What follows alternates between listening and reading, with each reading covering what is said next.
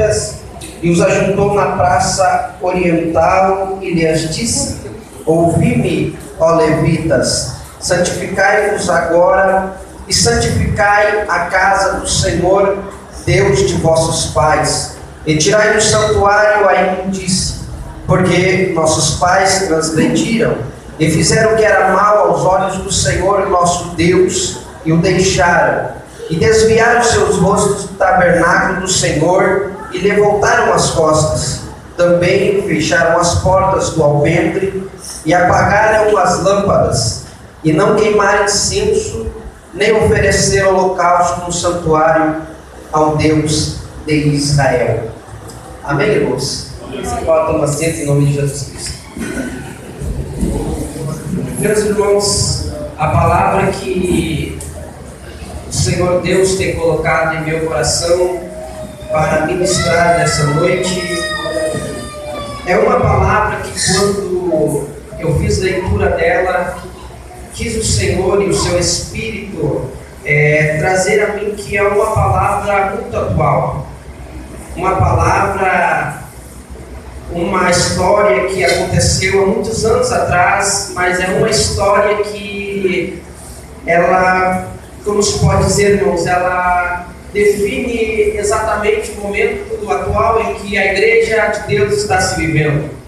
E esse texto de muita valia para nós, porque Paulo, em Colossenses, no capítulo 2, no verso 17, ele diz que todas as coisas que aconteceram no passado, elas são sombras para o futuro. Ou seja, tudo aquilo que aconteceu no passado, ela tem uma revelação para a nossa vida atual. Quem queria citar a glória a Deus nessa noite, amém, irmãos? O texto que nós fizemos leitura, ele está falando a respeito de Ezequias. Ezequias, como todos os irmãos conhecem, foi um rei que fez a vontade do Senhor. E eu, nessa noite, diante das dificuldades em que o nosso país está vivendo, diante da dificuldade em que a nossa sociedade está vivendo, eu quero trazer uma mensagem. Deus colocou no meu coração uma mensagem a respeito de reforma. E para os irmãos entenderem o que Deus quer falar conosco essa noite, é necessário os irmãos entender a definição da palavra reforma. A definição da palavra reforma é fazer novo aquilo que está velho, costurar aquilo que está rasgado. Essa é a definição para a palavra reforma. E Ezequias, quando ele assume o governo de Israel, ele tenta em seu coração a fazer uma reforma, porque a sociedade de Israel, que outrora servia a Deus, que outrora tinham as bênçãos de Deus, adorava a Deus, agora, como vimos no texto, tinham abandonado a Deus. A ordem cultica, a ordem religiosa e social da nação de Israel estava agora toda corrompida. Os sacerdotes já não adoravam mais a Deus, nem ministravam mais no santuário. O povo já não louvava mais a Deus e somente adorava aos ídolos, somente adorava aos deuses pagãos. Mas agora entra um rei. Mas para os irmãos entender, é necessário nós sabermos quem foi o rei antes de Ezequias. A Bíblia relata que o pai de Ezequias foi um rei de nome Acás. Todos nós conhecemos a história de Acás e sabemos que Acás foi um homem que desobedeceu mais do que os outros reis ao seu Deus. Acás foi um homem que fez até os seus filhos passar pelo fogo para oferecer a outros deuses. Acás, ele destruiu a religiosidade do povo de Israel. Ele não adorou mais a Deus. E como o rei não adorava mais a Deus, os sacerdotes também já não adoraram. E os sacerdotes não dando exemplo, o povo também se desviou por completo da presença de Deus. Mas agora, no lugar de Acás, se levanta um outro rei, que é o rei Ezequias. E ele intenta em seu coração em fazer uma grande reforma. Mas o Senhor, meu Deus, ele fez entender que para nós alcançarmos o sucesso que teve Ezequias, porque Ezequias foi um homem que alcançou um grande sucesso em sua reforma. Se nós lermos no capítulo seguinte, nós iremos ver que a Bíblia chega a mencionar que antes de Salomão não teve outra festa da Páscoa do que foi comemorada como foi comemorada nos dias de Ezequias. Ezequias foi um homem que venceu o maior exército e poderoso da época, o exército da Síria, que era liderado por Senaqueribe. Tudo porque ele colocou no seu coração a intenção de adorar a Deus. Quem está entendendo? Mas para ele alcançar sucesso, ele teve que passar por algumas etapas. E o primeiro que eu vejo, o primeiro passo que ele fez, é que mesmo todos fazendo errado, Ezequias não fez. O mal da nossa geração é que as pessoas dizem, mas porque todo mundo está fazendo, eu também posso fazer. Mas Ezequias foi diferente. Mesmo todo Israel não querendo Deus, afastado de Deus, não adorando a Deus, ele intentou em seu coração de buscar a Deus. E nós vemos isso pela Bíblia, porque quando ele, no seu coração, o desejo de festejar a Páscoa, a Bíblia nos diz que ele manda correios a todas as cidades de Israel, anunciar e dizer que chamar eles para a festa. E a Bíblia diz que os moradores de Israel, eles zombaram e riram-se do rei, quando ele disse que era para comemorar a festa. Isso nos mostra que a sociedade estava corrompida. Isso nos mostra que a sociedade de Israel, a ordem religiosa do povo, não existia mais. Mas mesmo numa situação tão adversa, ele se levanta e diz: eu quero servir a Deus e vou tirar a imundícia do santuário. Deus procura homens e mulheres nessa época assim, que mesmo que todos estejam fazendo o que é errado, mesmo que todos estejam fazendo aquilo que não agrada a Deus, ele então na frente diz: não, ainda que todos estejam fazendo errado, eu vou fazer o que é certo.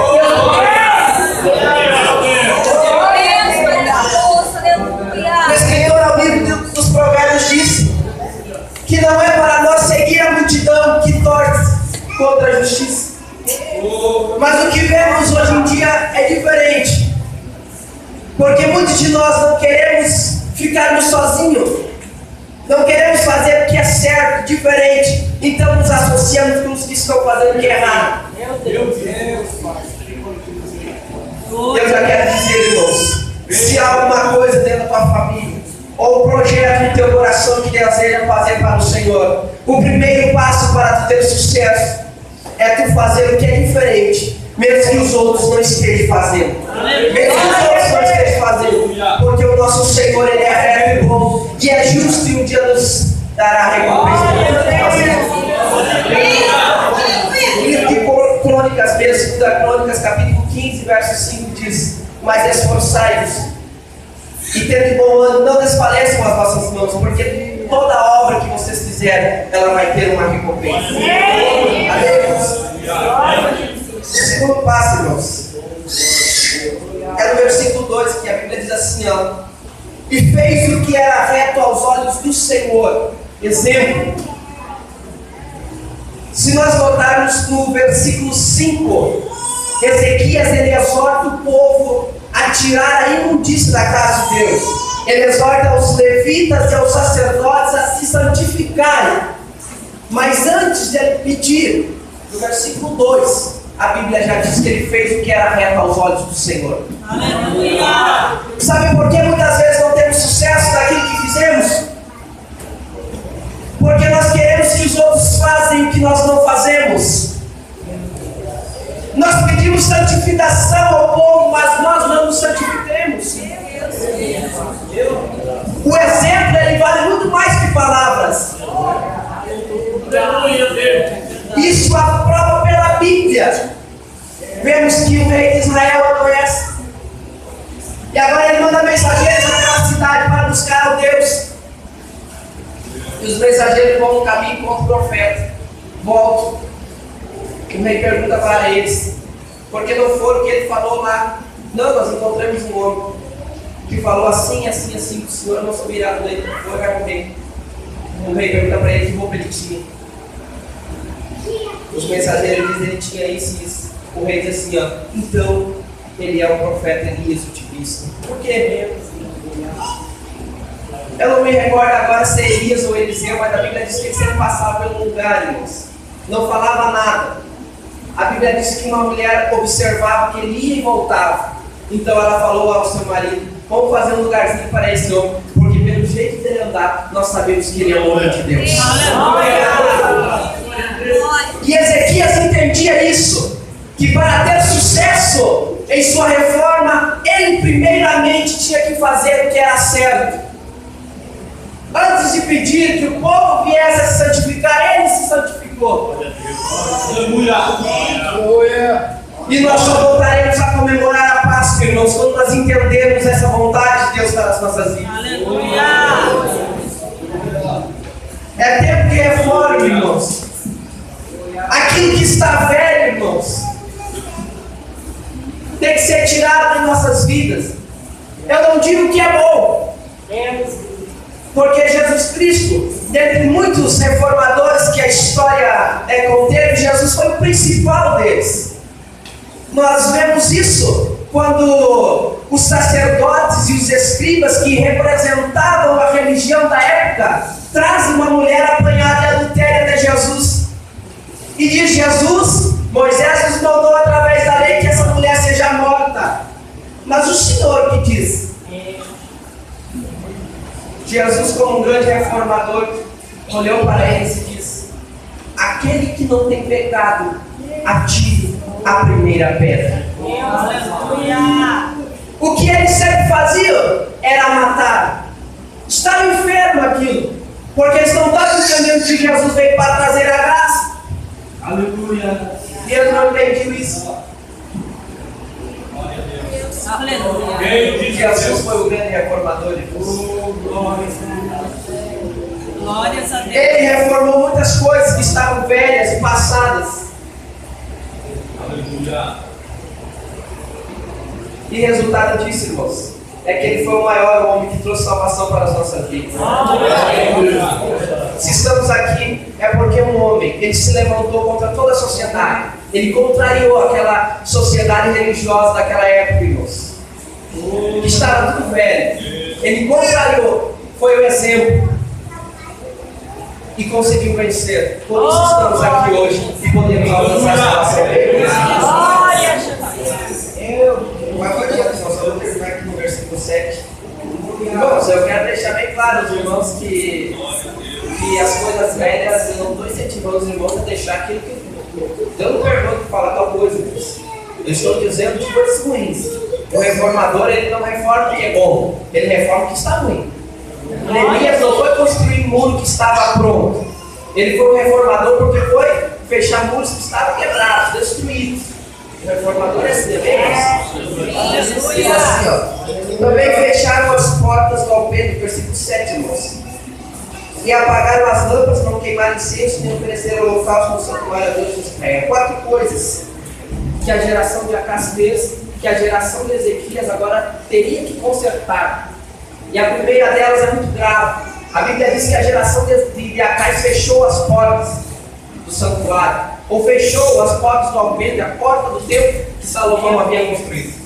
E se nós estudarmos a respeito de Salomão, ele construiu o templo, Deus fala que os olhos de Deus estariam postos sobre esse santuário, e os ouvidos de Deus também, que toda oração que fosse feita ali, o Senhor iria escutar. E Salomão ora a Deus também e diz: Senhor, se o seu povo pecar, se o seu povo te desobedecer, e se o seu povo for levar cativo, mas se lá na cidade que ele estiver em cativeiro, eles se lembrarem do Senhor desse templo, e eles se estenderem as suas mãos para esse templo, o Senhor então os ouve, os livra dos seus inimigos.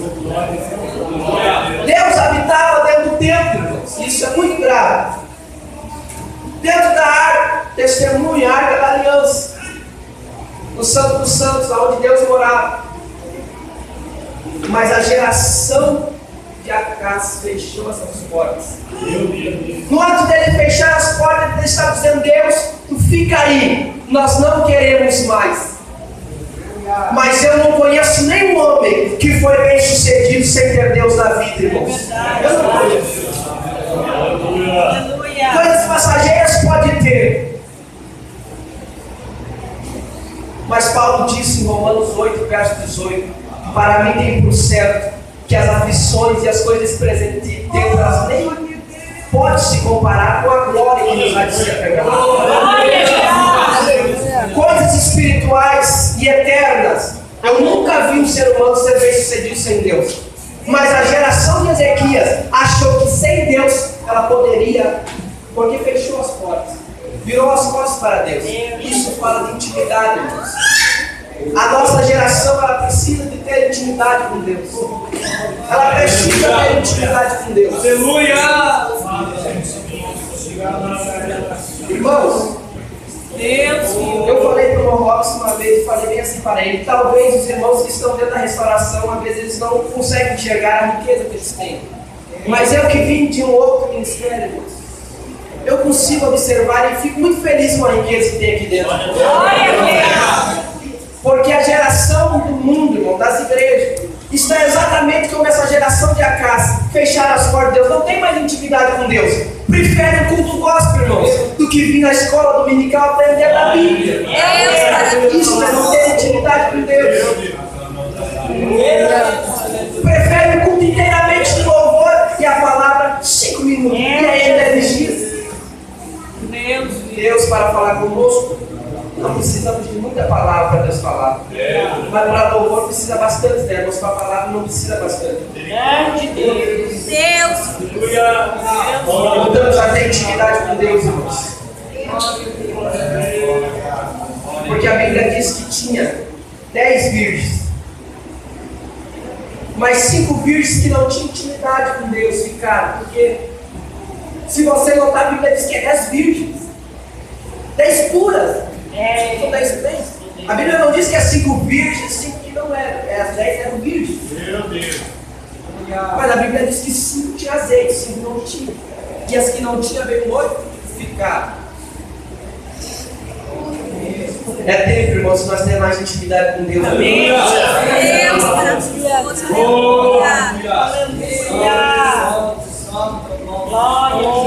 Glórias a Deus. Segunda coisa, apagaram as lâmpadas. Havia no tabernáculo, no templo, irmãos, 2 lugares distintos. Primeiro, lugar santo e lugar santíssimo. O lugar santíssimo é onde ficava somente a árvore dos irmãos sabem, dentro dela a vara de Arão que havia florescido, o pote contendo maná e a placa ou as placas. Isso da mesma. Havia um véu e do lado de cada véu havia um lugar santo. E nesse lugar santo havia 3 utensílios. Eu aprendi isso com a pastora Sandra Pedindo a consagração lá em Paulo. Havia um candelabro onde havia 7 lâmpadas sobre ele. Havia a mesa com os pães da reposição. E também havia o altar do holocausto. Incenso, o altar do incenso. Esses 3 utensílios. Mas aqui a Bíblia está dizendo que eles apagaram essas lâmpadas, esse candelabro de 7. A Bíblia diz que eles apagaram, eles não acenderam mais essas lâmpadas. E é um detalhe muito importante que quando Deus manda Moisés construir esses utensílios, Deus pede a Moisés e diz: Moisés, tu faz desse modo que faz que elas fiquem brilhando dentro, é para frente, a Bíblia diz. Tu faz que esse candelabro ele ilumine para frente. E que ela seja a única luz ali dentro. A única luz que havia para iluminar a mesa com os pães da preposição e o altar de incenso era esse candelabro, mas eles haviam apagado. Como é que eles chegariam? Ou conseguiriam ir até a mesa dos pães da preposição e até o altar de incenso se não havia luz? A única luz que ali havia dentro daquele recinto havia sido apagada para aquela geração. Meu Deus. Teve uma época que eu achava que os pães da preposição representavam Jesus. E eu quero ver que é isso, irmãos, amém? Olha. Mas o caminho até Jesus, como é que ele chegasse? Estava apagadas as lâmpadas. A nossa geração hoje ela apaga as lâmpadas de tantas maneiras para nós não chegar até Jesus. O único caminho até a mesa de preposição, irmão, depois era com aquela luz. Aquela luz era única ali dentro. Sem aquela luz não tinha como eles chegar lá. Como é que eles chegariam sem a luz? Se a luz era única, tudo escuro, não havia. E a geração apagou aquela luz. Nesse ar, está dizendo: Jesus, por tem como ele aqui. Não queriam Jesus. Como é que ele chegaria até ali? Mas a graça de Deus está sobre as nossas vidas nessa noite. Sobre as nossas mentes. Porque há somente um que pode nos salvar. E esse é Jesus Cristo. Amém, irmãos? Glória a Deus. Aleluia. Mas vamos adiante, irmãos. Eu quero terminar. Já está no horário. Tem os irmãos na restauração que pregam até 10 e 15, mas esse tem mais intimidade, amém, irmãos? E diz assim, ó: não queimar incenso. A terceira coisa que eles fizeram, irmãos, que erraram, e também não ofereceram holocausto. Incenso na Bíblia, ela fala que livrar-se da ira de Deus, podemos dizer assim, porque a Bíblia diz que uma vez por ano, no dia 10 do sétimo mês, a Bíblia diz que era o dia de expiação, a grande festa em Israel, do sumo sacerdote daquele ano. Ele entrava a única vez no lugar santíssimo, e a Bíblia diz que ele levava incenso sobre o incensário, ou sobre os seus punhos. A Bíblia diz que ele moía o perfume e levava para o santuário. E a Bíblia diz que quando ele pegava a brasa do altar de incenso que estava no lugar santo, e quando ele acendia, a Bíblia diz que aquela fumaça ela subia em cima da arca do concerto, e a Bíblia diz que quando a fumaça subia, a Bíblia diz que Deus livrava aquele sacerdote, o sacerdote da morte. Oh, glória a Deus. Mas vamos terminar, irmãos. Nem ofereceram holocausto. No Antigo Testamento, irmãos, para encerrar agora, não havia adoração como existe hoje. No Antigo Testamento, o povo não dizia glória a Deus, aleluia. O povo não falava em língua estranha. Não existia isso no Antigo Israel. Então, para adorar a Deus, eles pegaram e faziam o quê? Ofereciam um holocausto para os seus pecados e também para adorar a Deus. E essa é um dos graves e principais erros, irmãos, que a geração de Acás cometeu. Pararam de sacrificar holocausto a Deus, ou seja, pararam de adorar a Deus. Isso é um desejo do diabo, porque há uma mensagem, irmãos, que eu prego que as 4 propostas do faraó, e uma das propostas do faraó, ele diz: não vá muito longe, não querendo sair para longe do Egito. Mas uma das propostas que me chama a atenção, ele diz assim: ó, vocês podem ir, vocês podem servir ao Deus de vocês, podem sair do Egito, mas somente que os bois de vocês, as ovelhas de vocês fiquem aqui. O povo de Israel indo para o deserto sem ovelha, sem boi, como é que ia adorar a Deus? O diabo usando o faraó para que a adoração viesse a ser extinguida no meio do povo de Israel. Mas eu louvo a Deus que tem uma geração que adora a Deus. Amém? Vamos colocar de pé em nome de Jesus. Eu quero dizer, irmãos, que eu agradeço